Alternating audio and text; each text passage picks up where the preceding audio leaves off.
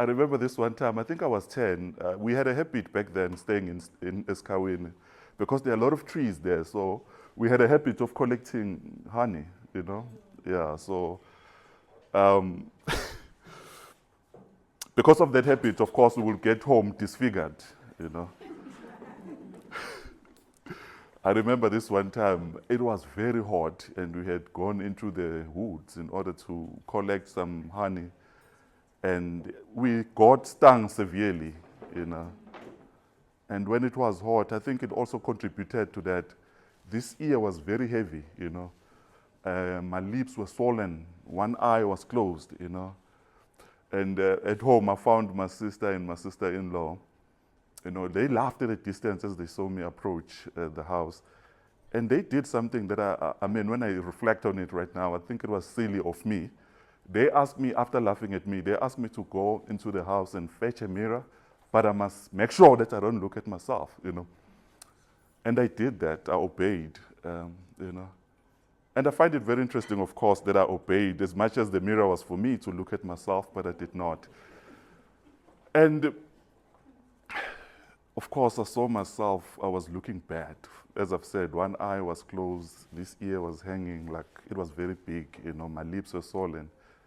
But what I remember is that within a week or so, we were back into the woods, looking for the honey, to collect the honey.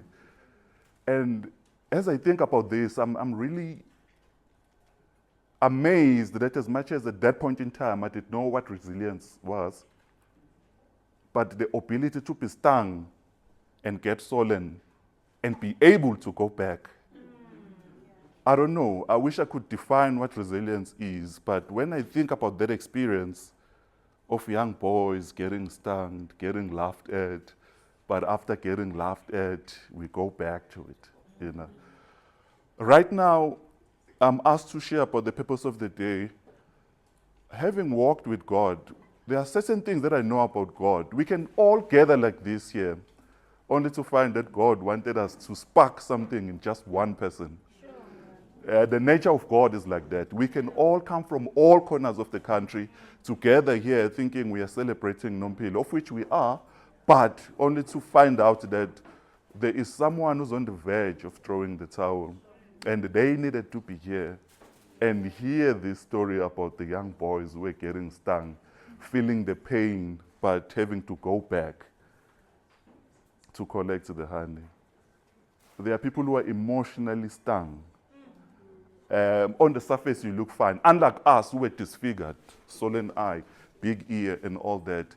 But you are here, you are able to crack a joke, you are able to smile, but emotionally, you are defeated because you are stung, you are swollen, and nobody sees that but you and the walk.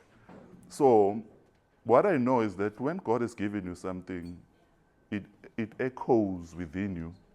Yeah. And people around you might say, hey, maybe it's about time for you to throw in the towel, but you would know that I still have it in me, even though I might feel as though I'm depleted.